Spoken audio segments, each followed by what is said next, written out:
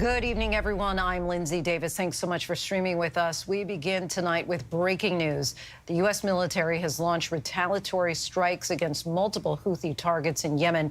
This follows months of attacks on commercial shipping in the Red Sea.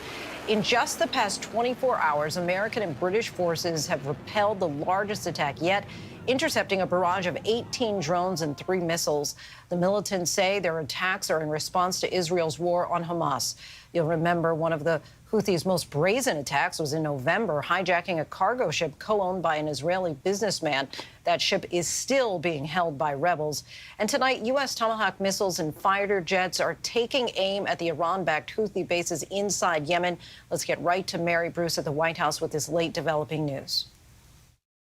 Tonight, U.S. and British forces unleashing a massive retaliatory strike on Houthi rebels in Yemen after months of costly attacks on commercial shipping in the Red Sea. A U.S. official confirming the strikes hit multiple Houthi targets in Yemen and involved a mix of Tomahawk cruise missiles and fighter jets. Just 24 hours ago, the White House warned the Houthis could bear the consequences if they don't stop attacks on commercial shipping in the Red Sea. Tonight, doubling down. I'm not going to telegraph punches one way or another here. We're going to do what we have to do to counter and defeat these threats that the Houthis keep throwing up on commercial shipping in the Red Sea. In London tonight, British Prime Minister Rishi Sunak convening an urgent meeting with his cabinet discussing possible retaliatory measures. Since mid-November, the Houthis have launched at least 27 attacks, claiming it's in retaliation for Israel's war against Hamas, disrupting one of the most vital shipping routes in the world.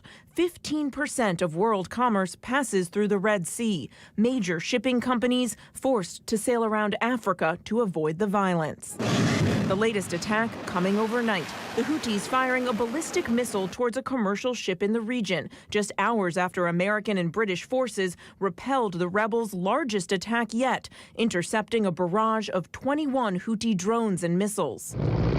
One of the Houthis' most brazen attacks coming in November when terrorists hijacked a cargo ship co-owned by an Israeli businessman, landing a helicopter on its deck in the Red Sea.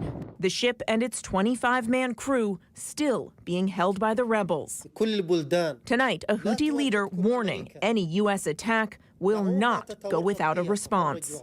Very ominous warning there. Thanks to Mary Bruce. Senior White House correspondent Selena Wang joins us now from the White House. Selena, what are you learning tonight?